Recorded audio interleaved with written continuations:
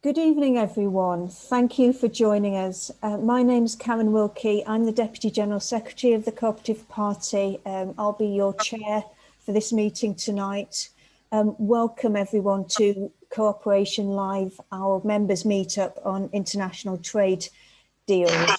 With Brexit discussions ongoing and international trade deals being negotiated with countries all over the world, it's critical that we as cooperators scrutinise the impact of these deals and the UK's wider trade policy.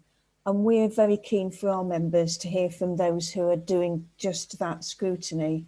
The detail of the deals, the manner in which they're negotiated, and the new relationship that we determine with the EU and countries wider afield could have a profound impact on our lives and those within other countries.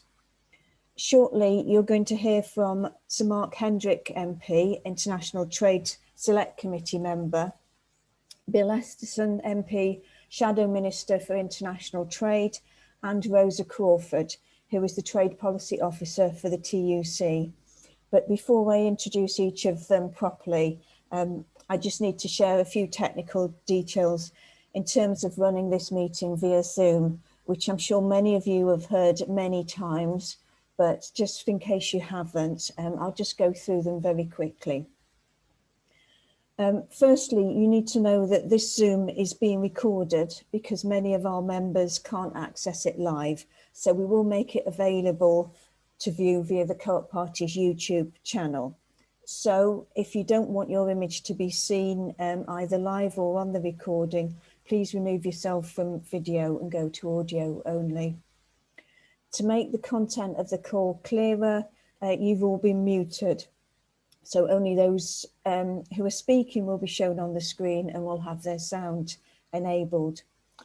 Following the presentations, we will have a question and answer session, and there's two ways you can ask a question. One is to go to the bottom of your screen, find where it says participants, somewhere in the middle, click the button that says raise your hand, and I'll see your digital hands, and Rob in the background will be reading through the questions. Or you can post your question in the chat box, and when it's your turn to ask a question, we'll unmute you. This meeting is being closed captioned, so to enable this, you need to turn this on, which is on the bottom toolbar. And finally, this should go without saying, but I'll say it anyway. The Co-op Party believes that our cooperative values should be reflected in our actions as well as in our policy. And we want all members and our event participants to feel safe, welcome and respected in the party. And that includes our online events. So please ensure that you respect this when making your contributions today. So without any further ado from me, I'd like to welcome Mark Hendrick to speak to you. Thanks, Mark. Okay, well, thanks, Karen. Can I say how pleased I am to be here tonight? We discussed having a meeting like this a few weeks back, and little did I know that we'd be in the middle of the Brexit negotiations as they are at the moment. Obviously, everything's on a knife edge and things are going to come to a conclusion pretty soon. But one thing is for sure that it's pretty critical, I think, to the economic future of this country that we get a deal of some kind, otherwise the impact will be phenomenal on the UK economy. As the Governor of the Bank of England has said, far worse than the way in which COVID has affected the UK economy at the moment as well. As we know, the UK is due to leave the single market and the customs union at 11 p.m. on the 31st of December this year. This is the case both under the UK government's stated objective of a free trade agreement with the EU, or indeed if no EU agreement is reached. And if there's no new UK-EU partnership agreement implemented by the end of the transition period, then the UK-EU trade arrangements will revert to World Trade Organization rules, often referred to as Australian rules, because the fact that a white English-speaking country has them as well makes it far more acceptable to the people in the UK for some reason. While the withdrawal agreement allows for the transition period to be extended, the government has said that it did not want an extension and indeed has legislated to prevent one. Despite facing the global pandemic and subsequent recession, the UK is now suffering. And the government claims to be aiming for a relationship with the EU based on friendly cooperation between sovereign equals. Well, as cooperators, I'm sure we would all agree with that, but I don't think it's quite panning out that way. The government is looking for a free trade agreement with the EU similar to that which the EU has agreed with other countries, such as Canada. And this would involve no tariffs or quotas on UK-EU trade, although few tariffs remain on the EU-Canada trade under their trade agreement. Now, the EU has said that it wants to have a partnership with the UK, which is as close as possible. This will involve an economic partnership, a security partnership, and cooperation on other issues, and agrees that the aim of the negotiation should be to ensure zero tariff, zero quota trade between the UK and the EU. The EU, however, is only prepared to grant this privileged access to its market if the UK agrees to robust level playing field commitments and an agreement on fisheries providing continuity and access to UK waters, which obviously are areas of contention in Germany. Now, the USA was the UK's largest source of imports, accounting for 13% of total imports, followed by Germany, 11%. Now, obviously, we don't just look at Germany, we look at the EU as a whole, and obviously the EU is much bigger. UK exports to the USA were worth £142 billion in 2019. That's up from £127 billion in 2018. Imports from the USA were worth £90 billion in 2019, up from £79 billion in 2018. So, you know, it's, I think, important to maintain as much trade we can with as many countries around the world as possible, but seem to be doing our best at the moment to, you know, get rid of our nose to spite our face, so to speak. Now, the International Trade Committee, which I sit on, is looking at a number of deals which, to some extent, should or could compensate for loss of EU trade. Now, I must say that the deals we've looked at, none of them make up anywhere near as much in terms of trade activity as the arrangement we have with the EU at the moment. For example, we've been looking at there's all the impact of COVID-19 on international trade, which has been very significant. We take regular evidence from Liz Truss, the Secretary of State for International Trade, and we're looking at we have been looking at negotiations with the US, Japan, Australia, and New Zealand. We look at things like UK free ports and their contribution, defence sector exports, UK trade remedies policy, which we'll have to look at. Obviously, now we've left the EU, UK trade negotiations, and Tony Abbott, former Prime Minister of Australia. We've had discussions with him as well. Now, in terms of being a cooperative MP, and I have been a cooperative MP now for the last 20 years. Prior to that, a cooperative MEP for 5 years, and prior to that, 8 years in local government as a Labour co-op councillor. I've always tried to get a cooperative perspective on any work that I've done. And for consumers, how the UK trades with the EU and the rest of the world does affect what affects most people. That is the availability, price, and quality of food. Much of the imported food we eat, 70%, I understand, which is from a House of Commons report, comes from the EU. It's a higher figure than I would have thought, but it must be true.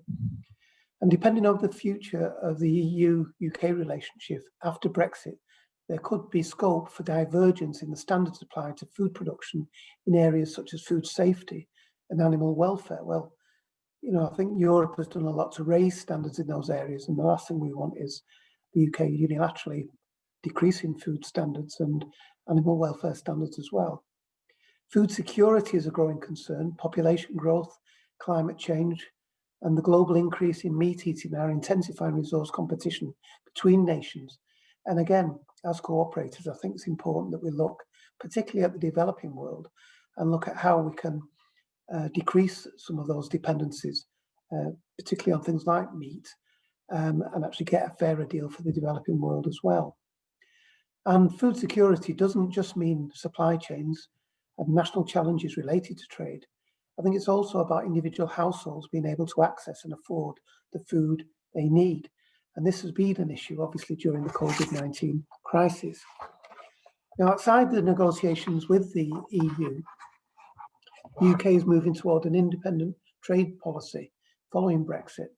And the government draws a distinction between replacing trade agreements the UK had as an EU member state and new trade agreements with countries which do not currently have a trade agreement with the EU, such as the US and China. And indeed, the trade bill gives the government powers to implement rolled over trade agreements and provide continuity after Brexit in trade relations with those countries with which the EU has a trade agreement. And we debated the trade bill earlier this year, and I made a speech in there where I said the following: the fact that this bill is being pushed through in the way that it is in the middle of a coronavirus pandemic means that the importance that would normally be attached to such legislation is being overlooked, because the current life and death crisis that has been exacerbated by the government's bad management. This totally overshadows and will overshadow much of the legislation that is passing through this House and will pass through this House in the coming weeks and months. In addition, the inevitable negative economic impact of a Brexit cliff edge following the end of the EU exit transition period can easily be pinned on the coronavirus. That is, the disaster that Brexit is, to some extent, will be masked by the disaster we're already facing with the COVID crisis. Obviously, will exacerbate it, but it won't be that easily determined or distinguishable how much of it is due to Brexit and how much of it is due to COVID. I then went on to say that if the Conservative Party wanted a good EU trade deal, it could have had a net agreement with the Labour Party last year before the general election, when we debated the EU exit, and the path would have been set, but the government didn't. And now, of course, the government's proposals for a comprehensive free trade agreement with the EU, we see the government asking for many benefits of membership of the EU without having the cost that membership brings. Now, that unfortunately is a position of much of the Tory party, and particularly Eurosceptics. They want the benefits of tariff-free trade without the responsibilities of EU membership. And having said that, as I said, there will be a large divorce bill running into billions of euros for the UK to cough up, and the clock is still ticking. My bet is that any agreement on trade with the EU will be a fig leaf to hide the embarrassment of years of discussions and negotiations. And I still believe that could be the case. We know that Johnson has set off with Brussels and is having dinner with van der Leyen. And as I say, any deal I think will be very minimal and will still be very, very damaging to the UK economy. So I'll leave it there. I think I've said enough, and thank you very much for listening. Thank you, Mark. That was fabulous. Thank you. Bill Esterson. Thank you very much, Karen, and good evening, everybody. It's great to be here. I hope some of you were at the trade summit that the Shadow International Trade team ran all through the day yesterday. We had some fabulous guests, including Rosa, who was on a panel that I chaired. So Rosa and I are covering very familiar ground, I suspect, this evening. I'm delighted to do so. I've been a Co-op party member, even if I'm not a sponsored MP, for rather more years than I can remember, to be perfectly honest. My mum brought me up very well as a director of the of a co-op and a proud cooperator for most of her life. And trade is a fantastically important area for the co-op, of course it is. Mark has covered the Brexit discussions, and we were promised an oven-ready deal, weren't we, by Boris Johnson and the Conservatives. That was the basis for their general election win, There wasn't any doubt what they meant by that. They meant the deal that covered all of the future relationships, not just the withdrawal agreement in the terms of how we left, but it very definitely covered the political declaration and what that relationship would look like. So it's being entirely disingenuous of them to say otherwise, as they're trying to do. And in 22 days' time, the transition period will end. It is essential that Johnson has something cooked up ahead of his dinner with Ursula von der Leyen, which may already have started for all we know, because no deal would be utterly catastrophic for jobs, for livelihoods, for national security, and for so much of what we take for granted. And one of the session that Rosa and I were on, we heard from Adam Posen from the Peterson Institute, who was telling us, reminding us, I'm sure, because we don't probably need to be told, just how bad things could get in the event of no deal with the current populists in charge of the United Kingdom. And it is a very, very precarious time for our country. And indeed, the whole, and this will have knock-on effects right across the world too, if we leave with no deal. And the prospects for a deal, Mark has covered that very well. It's not as if we're going to get a great deal either, but it really will be better than the alternatives and the chaos which undoubtedly will ensue without one. Now, when international trade agreements were first being crafted, they were done to protect the investments of large companies, especially British ones. You'll have come across something called ISDS, Investor State Dispute Settlement Mechanisms. Very popular these days, more so by the Canadians, but you find them, you used to find them typically in American trade deals, although they've fallen a little out of fashion with the US, and they're not in what's been negotiated with the Mexicans and the Canadians by the USMCA deal. But they're still there, and there are something like 90 that this country is party to through bilateral investment agreements. And the UK is the home of the legal profession, and in this case, the home of the litigation around investor state disputes. And actually, we find the more we look at the carry out the kind of scrutiny Mark was touching on, it's this government that's keen on ISDS or similar provisions, settlement mechanisms in international trade agreements to protect UK investors. So the trade agreements that have carried on as a result of our membership of the European Union with developing nations, and we've had particular pushback from Ghana as one example, still have very unfavourable terms for the developing world. And we have to do better than this.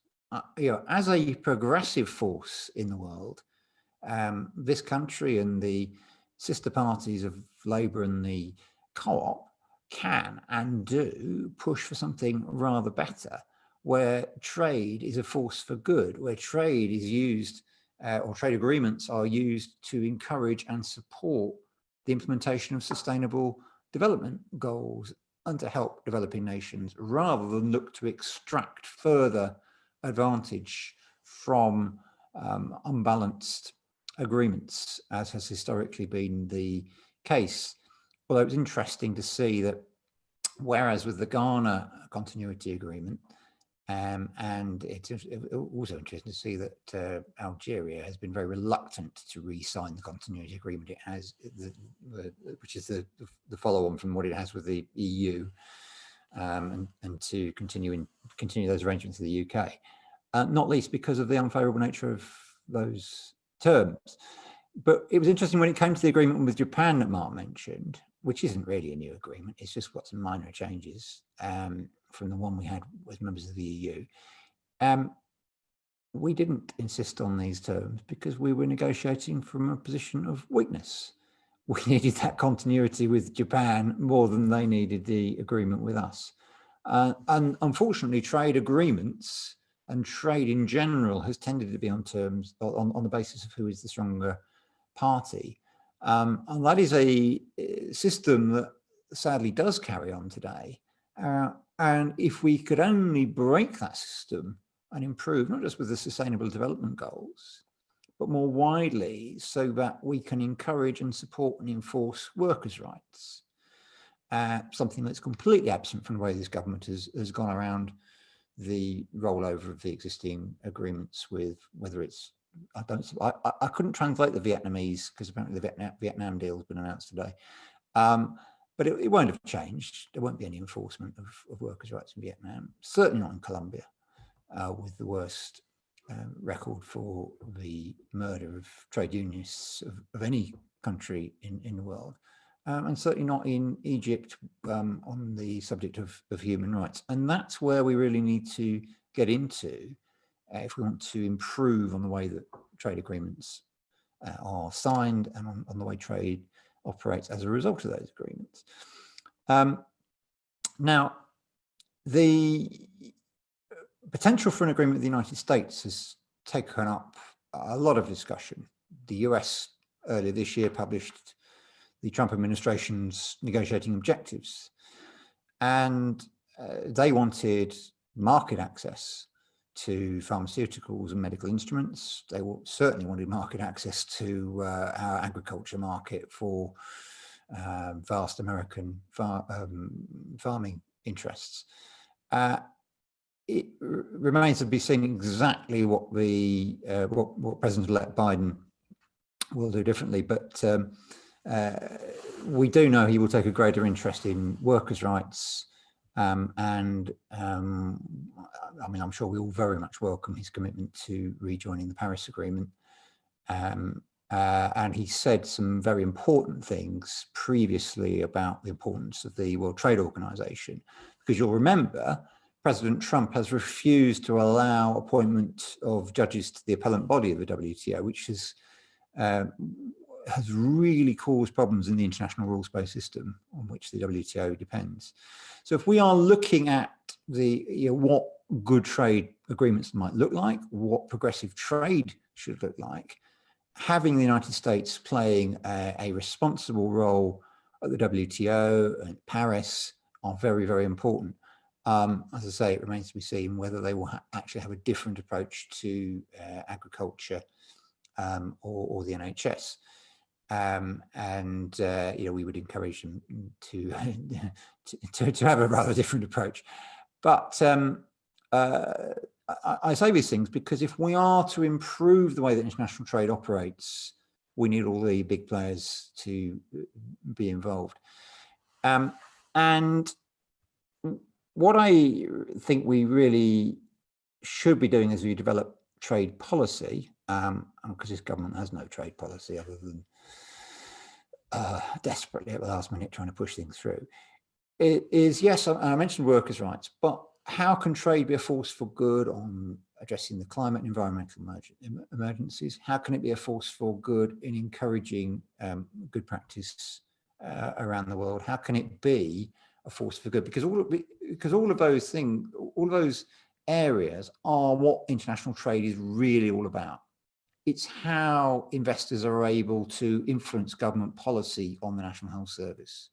It's how this has been the debate about the United States, but not just the United States. It's there with the Pacific Rim countries, with the Trans-Pacific Partnership, around standards in animal welfare and in food import production standards. And it seems to me, Mark mentioned something really, really important. We have some of the highest standards in the world in the areas we've just been talking about. It's really crucial, and it appears to be one of the bones of contention, this point about level playing field with the EU. We absolutely shouldn't be agreeing to anything that envisages any reduction in those high standards. But the same is true with agreements around the world. Australian farmers, just like America, in fact, to a degree, even more so than American farmers, want access to our markets on lower terms than they have with the EU at the moment. And that's the kind of thing that needs to be resisted, and we need to turn things around. Mark mentioned scrutiny. We had the trade bill. We still have the trade bill because it's still going through the House of Lords. In fact, we're on the second version of the trade bill, which I've been leading on from the front bench now for about 3 years. The trade bill is about the kind of scrutiny that we really should have of international trade agreements. The government claims it's just about the 40 existing agreements that we have as members of the EU that need to be agreed and what they call rolled over. But there isn't going to be another opportunity.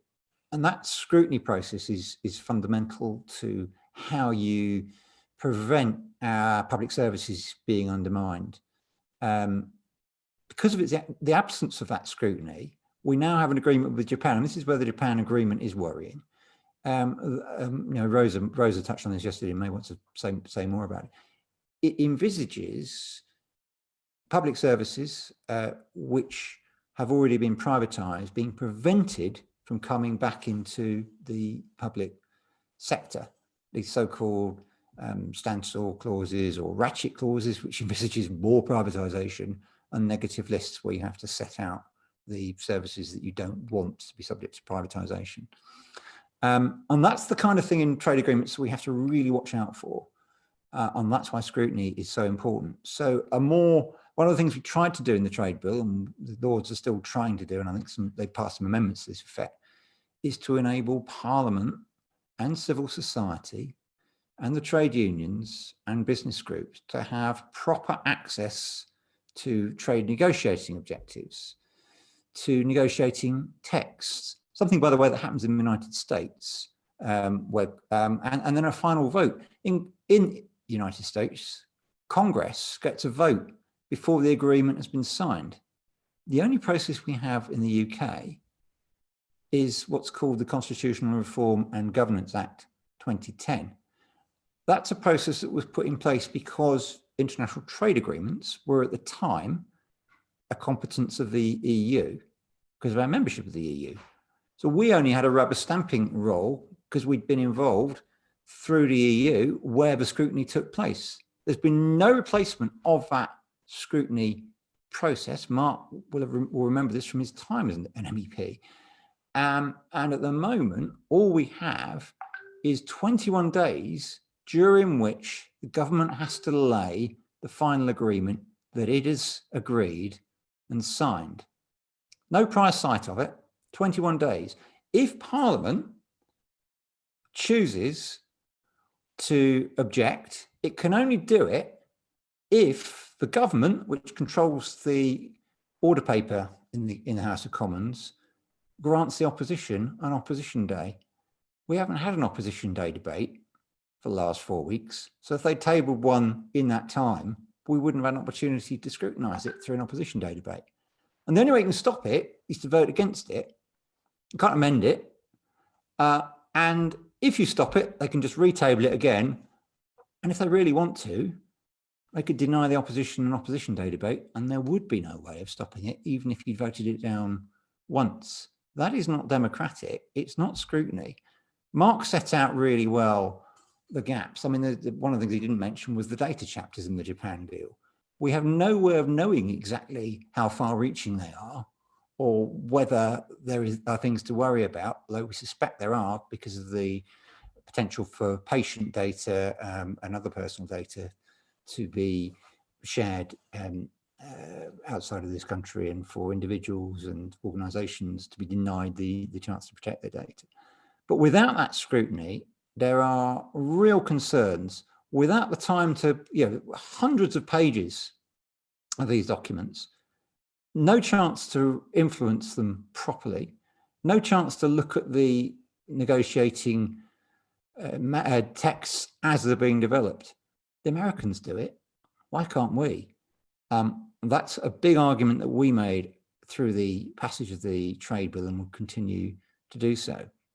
And it is only in that scrutiny it is only in the development of proper trade policy that we can hope to take our place as a country on the international stage after the shambolic approach that the government has taken to the negotiations with the European Union, if that really is an accurate description for what they've been doing. If after the threat to break international law, which has so undermined and devalued our reputation on the world stage, even though they've withdrawn that threat now. And I think we have an enormous amount of work to do to come through the other side of leaving the transition period. None of us yet knows exactly what that will look like, but we should be developing trade policy to address all of these areas around rights and standards, because in the end, we must hope that we will see a Labour government in the next few years that will be able to start to repair some of the damage that's been done, start to move us to a more progressive place, and start to see international trade as an opportunity to do rather better than we've done in the past. Thank you very much. Thank you, Bill. That was really informative, worrying, but informative. And finally, can I introduce Rosa Crawford, who's the Trade Policy Officer for the TUC. Rosa, I've lost you off my screen. Thanks, Karen. Hopefully you can hear me. And thank you very much to the Co-operative Party for having me on this event, which is a really important discussion. And it's great to be here with such an esteemed panel. It was great to be at the Labour Party event yesterday that Bill mentioned. And as Bill says, we work very closely with the Shadow Trade team on all their work around the trade bill and trade policy more generally. And I've had the privilege to appear before Mark a few times on the International Trade Committee. And it's fantastic that Mark's raised many of our concerns in that forum. So I thought my contribution to the debate could be to highlight the work that the TUC and the international trade union movement has done around Brexit and around a global trade agenda that actually puts decent work, workers' rights, protection for public services at its heart, because it's clear, as Bill and Mark have said, the government's current trade agenda is being driven by the multinational interests that have for too long been driving trade agreements. You know, we've seen that with the approach they've taken around trade deals with the likes of Japan, where you don't have protection for public services or meaningful protection for workers' rights, highlighting the US as one of their priority countries for a trade deal, when that is the country where multinational big pharma has such sway and wants to use trade agreements as a means to bring down any of what they call barriers and we call protections to their ability to have further inroads into the markets. So I wanted to highlight some of the work that we've been doing with some of our sister centres around the world. I'm sure people know the TUC is part of the International TUC and the European TUC. And through those international networks, we've developed lobbying really intensively over the last few years to develop joint positions around Brexit and around the UK government's trade agreements, because capital is global, and so the labour movement has always had to be global in our response. We cannot have a UK only policy. We cannot just have a one island policy. We have to all together, workers all together, be making the same calls and being putting the pressure on governments all around the world, because we all have the same interests at heart. And if we allow workers' rights to be weakened in one country, it just adds to the pressure for it to be weakened in another country. So we need to prevent that race to the bottom, which is unfortunately what's driving the trade agenda that our government is pursuing right now. So I just want to highlight some of those key principles, many of which have been touched on already by Bill and Mark, so I won't go much into detail on them, but just to highlight some of the key areas. So the first principle that we're pushing with our trade union comrades around the world is the need for trade agreements to promote good jobs. And absolutely number one for our priority here is to make sure that we have a good deal with the EU. As Bill and Mark have said, it's our closest, most integrated trading partner. Millions on millions of jobs depend on it, and they're good jobs in unionised industries in the likes of automotive and chemicals and some bits of the service sector.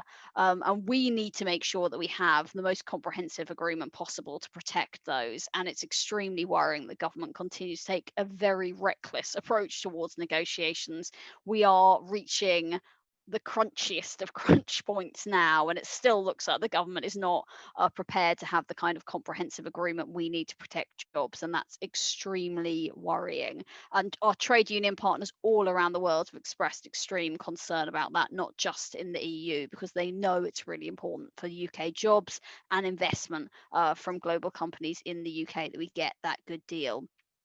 But we're also working with our partners in global south countries to promote and make sure that we get decent jobs in those global south countries. And we were extremely concerned by the UK-Kenya agreement, which was recently negotiated with zero trade union scrutiny or input, and I'll come on to that a bit more later. But the UK-Kenya agreement takes an approach which the EU unfortunately was taking before around trade agreements with global south countries, where rather than allowing Kenya to have access on a preferential rate, so to get tariff-free access for quite a few of its goods, or actually 66% of its goods, so a vast range of its goods, without having to allow UK imports to have tariff-free access.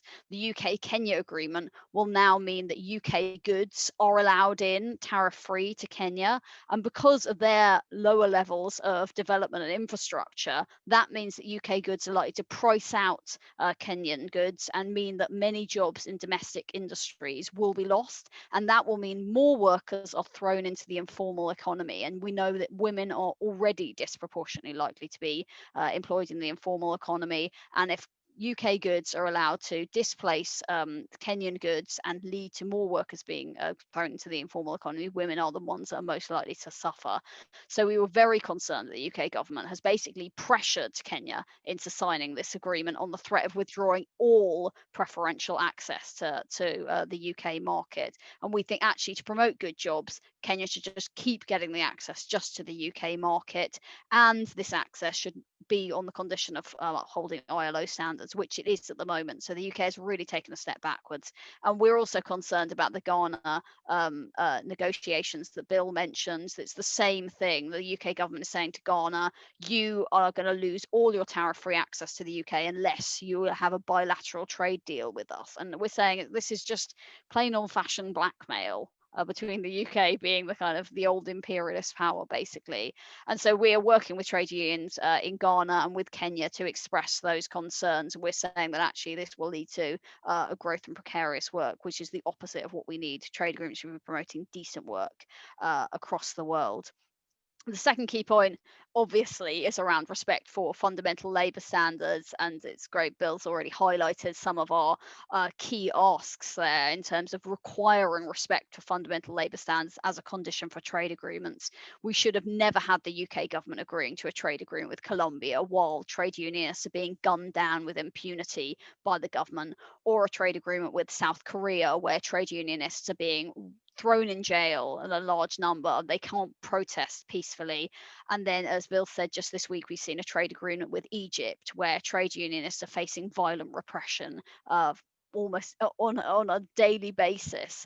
So we need to use our leverage. We have that power, but we need to use it as a country to require that respect for fundamental ILO standards. And if they aren't being respected, there should not be a trade deal. That needs to be a line in the sand.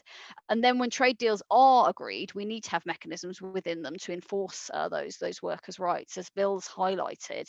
And the UK government's approach so far has not to give us that key principle. And so you've had the trade agreement with South Korea, for example, or with Colombia, and they mention on paper both parties need to respect ILO standards. But then when trade union leaders are murdered in Colombia, there's nothing we can use in the agreement to actually impose a sanction or any kind of penalty on Colombia for abusing workers' rights. So we actually need to have a much more enforceable process. And we have countries around the world where there are better approaches taken, including in the USA. So in the new version of NAFTA, which is called USMCA, there is a process whereby there can be sanctions imposed when there are violations of labour standards in other countries. And the USMCA included a clause in it that prevented union busting being allowed in any legislation, which meant Mexico, one of the parties to the USMCA, had to change its laws. And that's been a major concern of unions for many years in Mexico, that yellow unions and fake unions were allowed. But because of that USMCA strong labour clause and the enforcement process, it actually had to change its laws to have respect for workers' rights. So it is possible, but the UK government has just not chosen to take this approach with its trade agreements with non-EU countries. And as for the crucial trade agreement with the EU, the government is obviously continuing to deny that it will accept level playing field commitments, which are absolutely fundamental to make sure that UK workers are protected by the same level of rights as in the EU. Very importantly, the EU, at least the last time I checked, is holding on firmly to that level playing field red line. And that is to a large part because of the very influential role that trade unions have had across the EU in saying that it's crucial that we have that level playing field protection for rights. And clearly, countries have an incentive to not have their standards undermined as well. And we need to make sure that that continues to be part of what the EU is pushing for. And that's what we need in any deal from the UK. And as Bill says, we were promised an agreement that would have the highest possible standards on rights. In the political declaration, the UK government had agreed to a level playing field around rights and standards. So this is only asking the government to do what they promised, but they clearly are reneging on that. So we are continuing to push for them to actually be good to their commitment. Then the other crucial areas around protection for public services, which as Bill highlighted, is something where the UK government has failed to protect public services in its approach so far. Trade agreements are about liberalising further, and unfortunately when you have a part privatised public sector such as we have, as Bill's already highlighted, we are in danger of committing parts of the public sector that have already been privatised to being locked into that privatisation. And as Bill mentions, in the UK-Japan agreement, there are inadequate exemptions for parts of the public sector, such as postal services, which are locked into the level of privatisation that they currently are at through that agreement. And there's no exemption for prison services, so part privatised prison services. But through our analysis, any attempt to renationalise those could be challenged through the UK-Japan agreement. So it's a very worrying approach. We haven't seen the text of the UK-Canada agreement, but we know that it's very close to the EU-Canada agreement, which also is completely inadequate in terms of the exemptions for public services and parts of the NHS and pharmaceuticals, which we know if they aren't properly exempted, then things like affordable medicines provided through NICE could be challenged through that agreement. So it's very worrying that the approach the UK government has taken.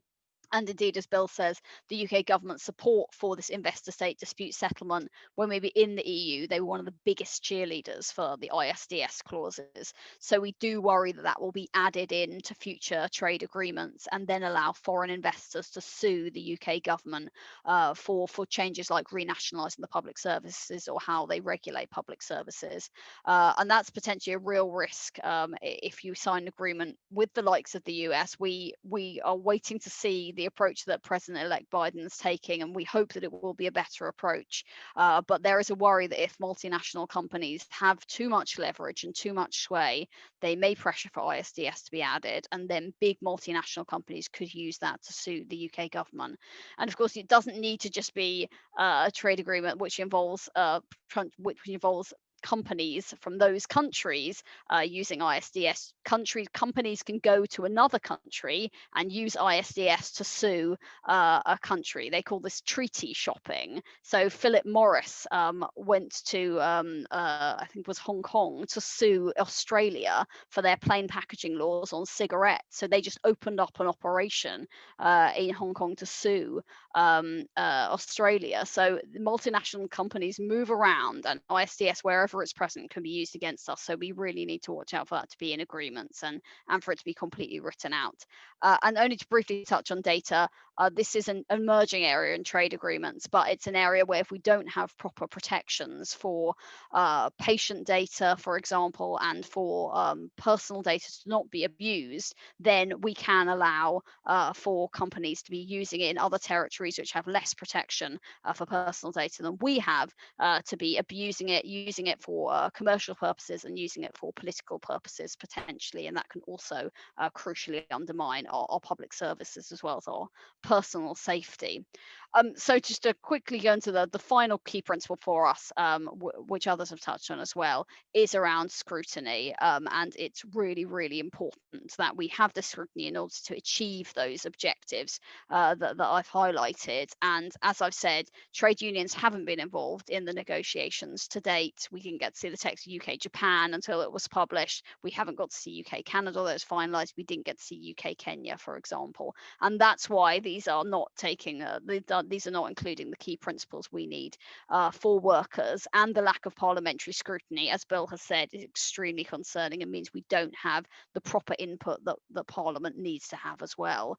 So we're saying we need to be included from the start in the mandate stage and need to be involved in the trade negotiations as well. It's great the International Trade Committee is now getting to see the text, but as Mark's highlighted, it's not adequate, the approach that the government's taken. They aren't being given proper notice or proper amounts of time to scrutinise that text. So it's been great working with Bill and the others on the trade bill. We've actually seen some progress, as you said, in the Lords this week, where there appears to be more movement, and now we have had an amendment go through around requiring Parliament to actually get a vote and a debate and have more scrutiny in trade agreements. We'll see what can be done in the Commons, and we'll be working closely to support Bill and colleagues on that. Also, we've had important amendments in the trade bill around requirements on human rights and environmental standards and other safety standards in trade agreements, which are really welcome to see, as well as amendments around protection to the NHS and data security. So all of this is getting more support and more traction. And I just wanted to conclude by saying that it's great to connect with all of you as members, and the more that we can do together to raise these issues, raising with your MPs through the trade bill, also if you're a trade union member through your union to get involved, because I think raising awareness is really important. We shouldn't be intimidated by trade agreements just because they seem like legal technical documents. They are political documents, and we need to fight back against the forces that are driving them, the multinational interests that want to use them as a means to expand their ability to make profit. We need to actually use them as a force for good to level up standards and actually push for decent jobs and protections for public services globally. Thanks. Thank you, Rosa. That was a fantastic contribution, and thank you for focusing us on what the good should mean in good deal. We've got a short time for questions and a few questions coming in. I'm going to try and take as many women as I do men, so I'm sorry if you're not coming in the order that you've put the questions in. I'm going to take a couple at a time, hopefully 3, if they can be succinct questions. I'll start with David Blackman. You've had your hand up for a long time, if that's for a question. And then I'll go to Mary Gregory, please. Thank you. This is the subject we raised at a Co-op Party conference when I worked in the European Parliament, when we were debating a new EU trade agreement with Israel. We brought a resolution at the Co-op Party conference saying to make sure that Israel didn't try and pass off as Israeli products food grown on the occupied West Bank. And we were very pleased. We got general support starting from the Socialist group. Mark may remember that this is part of our archives there. Now, when we get post-Brexit agreements, the Tory government will probably want to soften up and with its friends on conditions like this. This is a food standards, an unusual side to talk about the political side of food imports, but it's very important that we insist. I don't know whether the International Trade Committee has seen any text on proposed for an FTA with Israel. It's very important, if I may say so, that we maintain that strict rule of no products from the occupied West Bank being passed off by Israel in a future trade agreement as Israeli products. Thank you. Thank you, David. And before I go to Mary, I've been reminded that we have to finish this meeting by 7 o'clock at the very latest, because there's another training session coming along behind it on the same channel. Mary Gregory. Hi, Bill knows me, Bill Esterson. I'm part of the European Movement Merseyside, and we do try and get as many speakers as possible, and we like to get the message out there. And I feel that we've been banging our head against the brick wall trying to get hold of people from the TUC to express what's been going on. Same from the Co-operative Party. I've had a little bit of help, but I would like really to kind of bring these people in so that we can have spread the message. How can we do that to get so that there's more people out there in the general public that get the message of what's going on? Because most people have not got a faintest idea. At that, I shall leave you.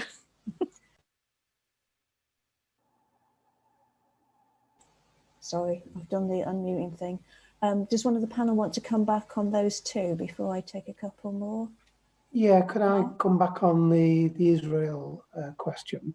I've not seen anything come up before the committee, and I've been on the committee about 3 or 4 years now, since the department was originally set up. One thing that does worry me in that direction is that, as you know, as part of Brexit, a lot of virtually all of the EU law was brought into national law. The idea being that obviously we can trade from day one, not worrying about falling foul of EU rules, certainly during the transition period at the very least, and presumably beyond that as well. One area where I think the government might be lax or thinking of changing things is in food labelling. Some very, very strict rules on food labelling, and I think under existing EU law, it has to be explicit, certainly where the where goods come from and the degree to which that product is described. I do think relaxation in that area, whilst it might, as they would put it, release some red tape or get rid of red tape, actually may leave the door open to worse labelling in terms of where products have come from and exactly what those products consist of. That's the area I would be concerned about.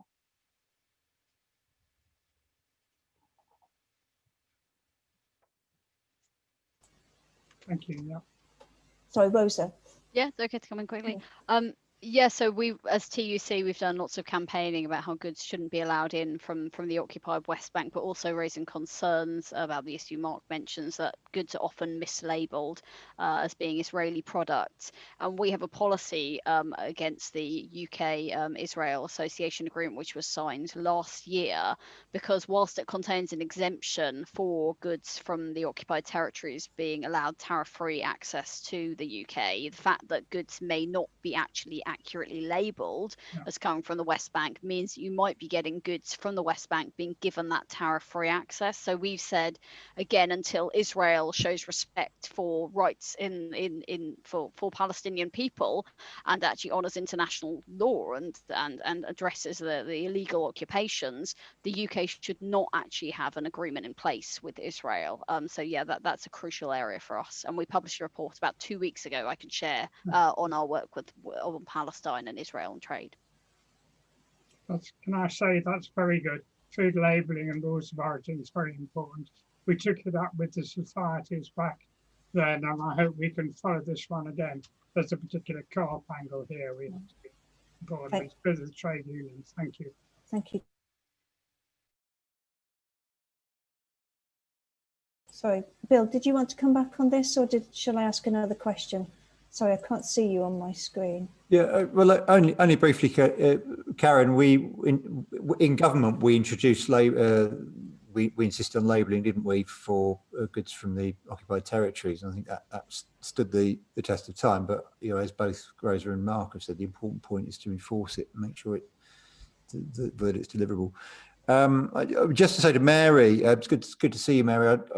mind a glass of whatever you've got in your hand. I think It wasn't very nice. Yeah, I'm sure it is. I mean, I'm sure Rosa and the Co-op will have heard you and will be very happy to come and engage with you, as I always am. But I mean, I think we have to talk about the impact on jobs, on livelihoods, and all of the areas that we've talked about. That's what resonates with people. Make it real. Make it, this isn't some dry subject about trade and no one's interested in. This is actually what affects people's lives. This is about the future of the planet. This is around all of the things that matter to us. I think that's the way to deal with it.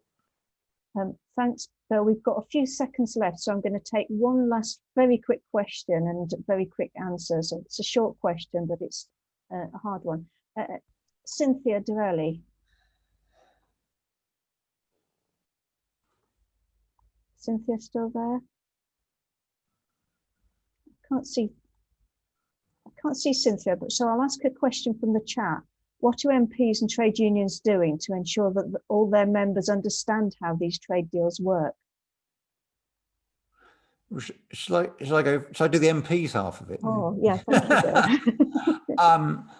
Well, it is trying to raise trade up the agenda, and as we had the trade summit yesterday, which we had several hundred people. We had 500 people who applied, and I think one of the sessions we had over 300 attend.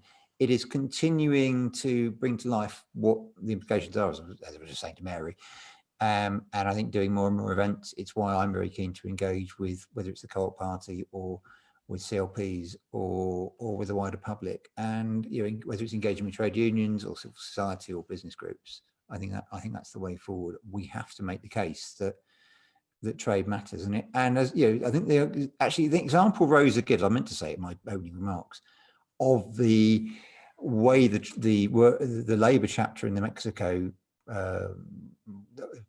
US-Canada agreement was changed as a result of the trade unions intervening, I think is a great example of what can be achieved, and we need more of that. I think using examples of success demonstrate that there is hope. Thank you. Well, we've certainly got 60 people in the Co-op Party who know a lot more than they did an hour ago. Rosa and then Mark, did you want to come back? Yeah, just quickly. I mean, I think first of all, events like this, and Mary, it'd be great to do more events with you and your members, because it's great to just spread the word and make more people see why it is important to their lives and jobs and livelihoods, as Bill says. But also as TUC, we do lots of blogs on our website, so do please go to the TUC website and check out all the blogs where we try and make these things as understandable as possible. We post briefings and our responses on trade negotiations there. We're also running with our officers some training to understand trade negotiations, and we've done that in partnership with academics who understand international trade law, just so that they can get to grips with these things. And we want to do more of that through TUC education next year and some online resources. So I'll be letting people know about that, and hopefully through this network we can also get links to resources that we develop, because it's through that knowledge that people have the power to influence and change things. So I think the more we can spread the word, the better. I agree. Thank you, Rosa. Mark, have you got a very quick one? Yeah, just a quick one. I mean, it's a very new area because obviously prior to Brexit, all of our deals were negotiated by the European Union, and people just took it for granted that we could trade anywhere we wanted in the world because the EU was basically doing it for us. I think areas of the subject can be very dry, and quite technical, so it's not an attractive thing for people to listen to in some ways. But I do think that certainly newspapers, like The Guardian or The Independent, can put things over in a reasonably succinct fashion if they've got journalists willing to do so. But obviously, any mechanisms we've got, either in the Co-op Party or in the Labour Party, to tell people what's going on, then obviously we should use them more and more. Thank you, Mark. I'm sorry to end this meeting so quickly. Thank you to everyone who's come tonight, and thank you again to Mark and to Rosa and to Bill. You've been a tremendous panel, and we've been very lucky to have the three of you.